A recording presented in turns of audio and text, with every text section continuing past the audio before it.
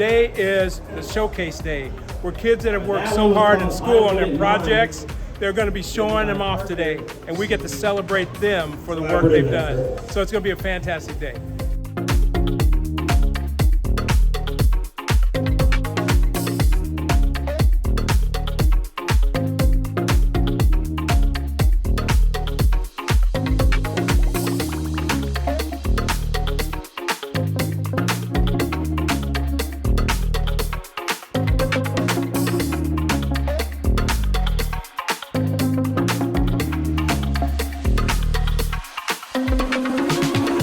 We researched food insecurity at our school, and we realized that we need to have an outreach for students who do not have access to those foods. So we started a food pantry on our campus.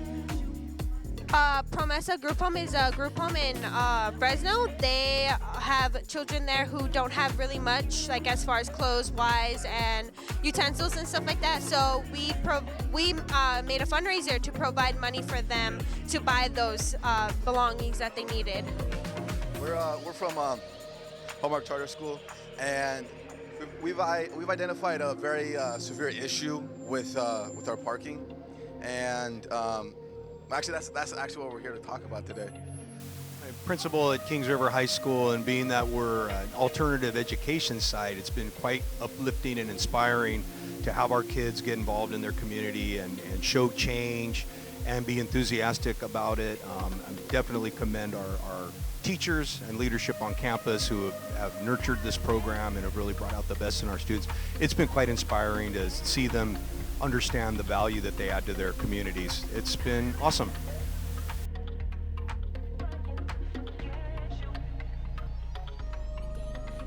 I am Michelle Coker. I'm your Fresno County Superintendent of Schools. It's an honor to be here with you this afternoon at the Fresno County Civic Youth Showcase, celebrating student voice throughout many projects addressing some of the most pressing topics in our world today. Welcome to you all.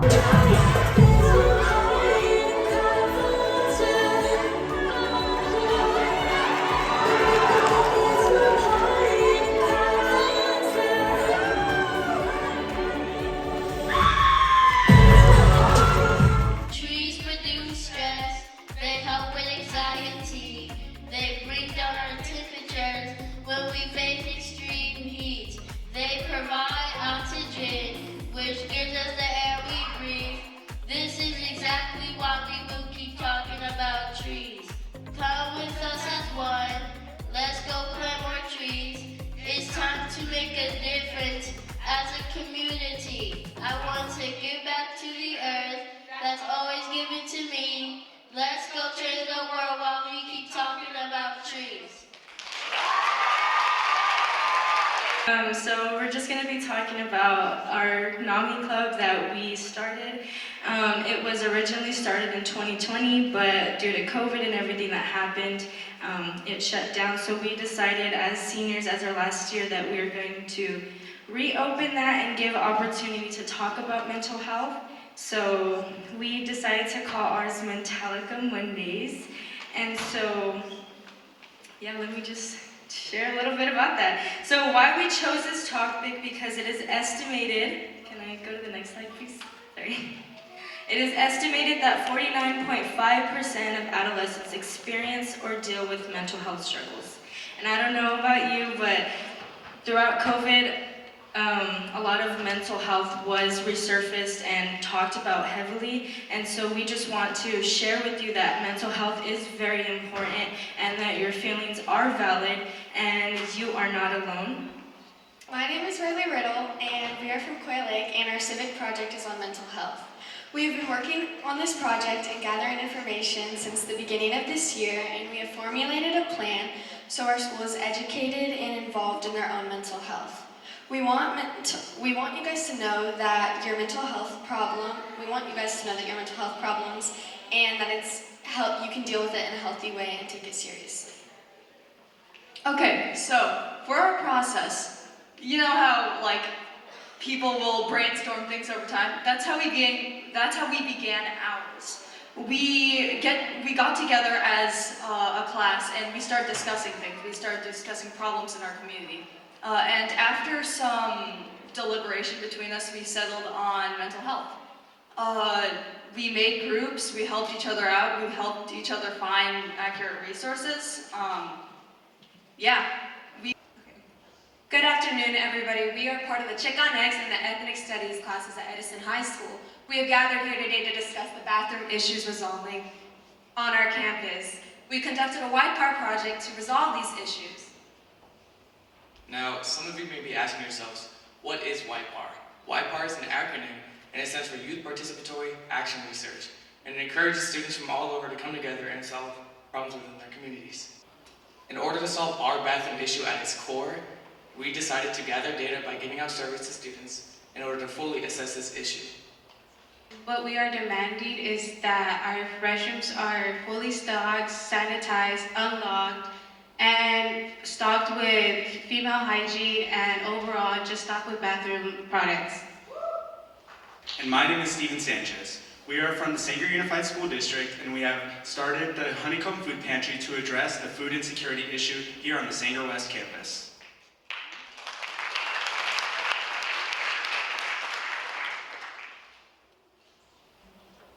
This is Maslow's hierarchy of needs, a systematic model based on human needs. As seen in the diagram, physiological needs such as a home to sleep in and food to eat needs to be met before self-esteem and security needs are met.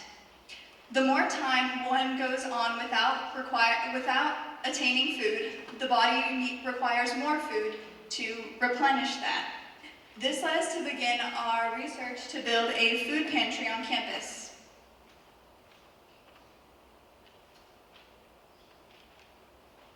After researching, we found that Fresno is the second most food insecure city in the entire country, meaning that many don't have access to healthy foods, especially those in marginalized communities. Because our school is located in a developing and rural area, our community lacks any walkable markets for people to go and buy nutritious foods.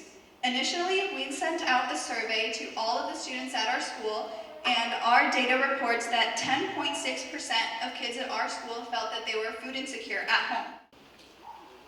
Hello, we're the class of Quail Lake 8th class, and our civic topic is about environmental issues. Hi, my name is Claire, and I'm going to talk to you about what we have done for our service project. So, we worked with Mrs. Bridger, our on-campus specialist, to do an Earth Week. We donated water bottles to the Fresno Rescue Mission to help with the homeless. We put announcements, or we talked to people on our announcement system every day and told them fun facts about how we can help our environment and how our environment is important to us. We also put that in our Falcon Feather, which is our newsletter, to tell parents and to communicate more with our parents and students to talk about our Earth. We also did games for the younger kids to help them understand more about their environment, but in fun ways. And this is what we have done for our service project. Thank you. It's important for us to hold this celebration to highlight and encourage higher education amongst Latino families. We would also like to hold this celebration primarily in Spanish so that our parents feel more connected to their child's milestone. We would also like to honor not only the graduates, but also the families of those who are graduating, as they have worked very hard to get us to our graduation, and also to pave the way for our younger siblings and to set an example. Before they start the video or even play it, I just want to say that this video was showcased at the San Joaquin Slip Rock Film Festival, and I won second place off this video, let alone. And the reason why I made this video was to spread awareness and to give a sense of urgency to how serious gun violence is and how tragic it is that it happens worldwide. But as much as it's happening in Fresno, it got to a point to me where it started hitting me to a point where it was happening way too much often.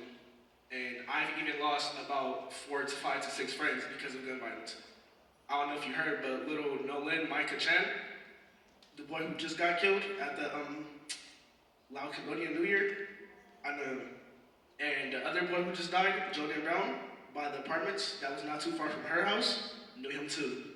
So it's been a lot of death, and just tragic urgency going on in my life, and I feel like I had to just let this all out. And even with Dr. Stephen Morris and Clinae, they all urged me to actually finish and go through with making this video so that I could spread my awareness. So thank you. You can play the video. Are 17 times more likely than others to be killed in gun violence. Only about 25% of firearm homicides are committed by a stranger. We all want our community safe without the paranoia of never knowing when the last time we may say bye to one of our friends or loved ones. If you see something, say something. For more information on keeping our community safe, visit valleycrimestoppers.org.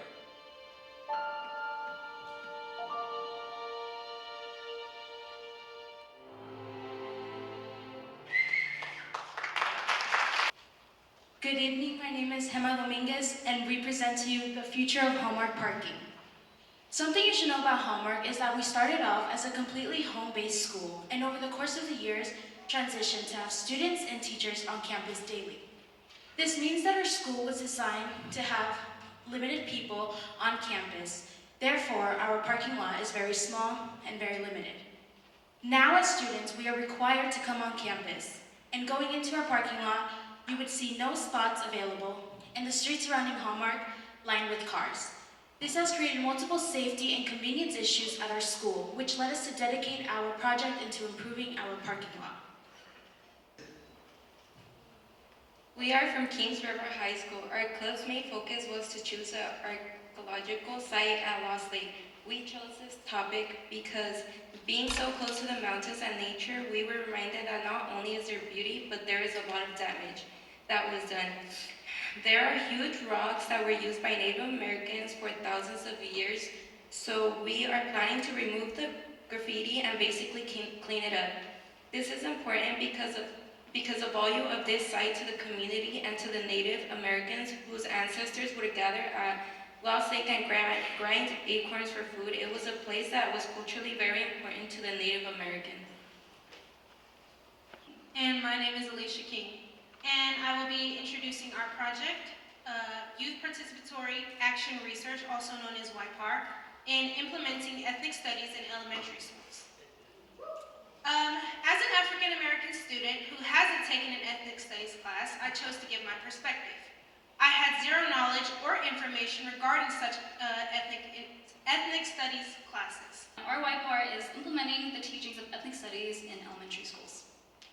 So the reasons why we are so adamant about having ethnic studies being taught in elementary school is to introduce to youth of color what contributions their communities have made that still impact us today, and to recognize the significance of learning the perspectives of people of color in a historically Eurocentric era of education. And we're here to talk to you guys about the sexual education that we get throughout Fresno County and why we should be getting taught more than we already do. And our goals are to not change what we already learned, but to expand it, because everything that we learn tells us what to do, but not really why. And then we only learn it for like 2 weeks in 9th grade. So our project was on group homes. How we started was in our teacher Salvador's fourth period class. The project was student driven and assisted by Dr. Morris with his ideas. Helped out a lot in helping us. We raised tacos for the Promesa group home to give them stuff that they needed and everything. High participation from students because they were all excited to help out with it. So I want to echo what my fellow MC said. Let's give them another hand over there. Thank you.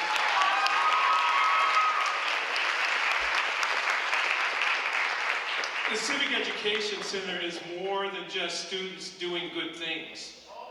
We have to understand the context of why we do what we do. Our first president, George Washington, and President Obama had something very in common when they talked about democracy. They said unless it grows or another generation understands it, it fails. The task you're doing here in your projects may seem simple, but they're the key to the existence and the continued existence of this country.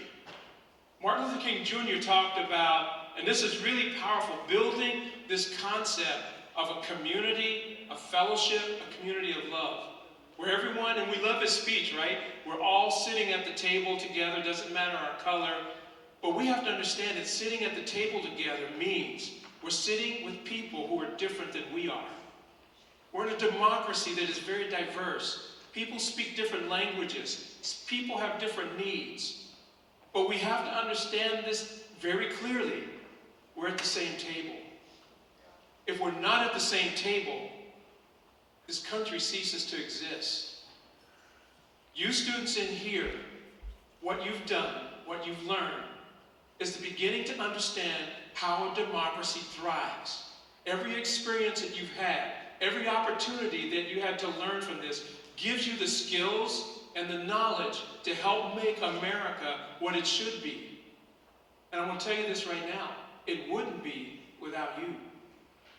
Next, in 2026, we're going to be celebrating the 250th anniversary of America. And America was so different than what our founding fathers thought.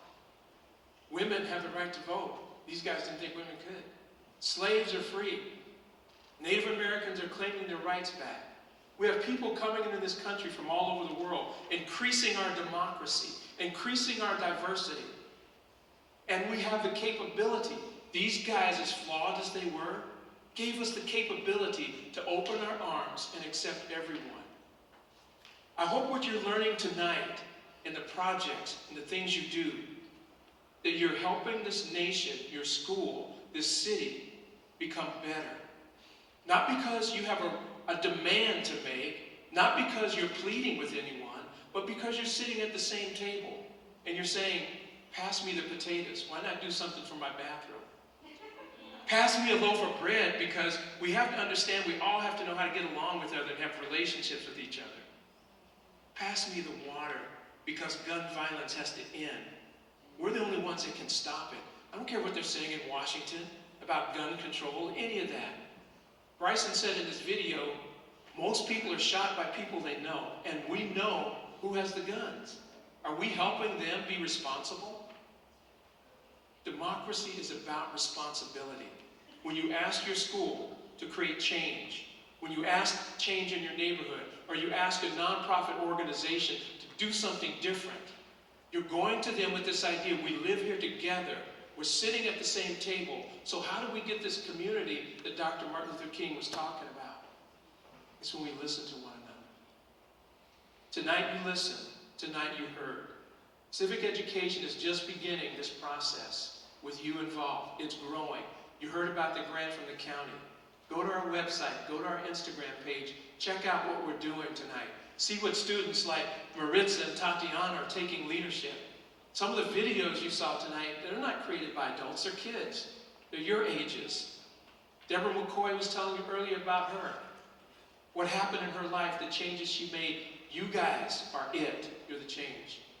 So I want to thank you for being here tonight. I want to thank all you students and parents for supporting them. Give yourselves a hand right now.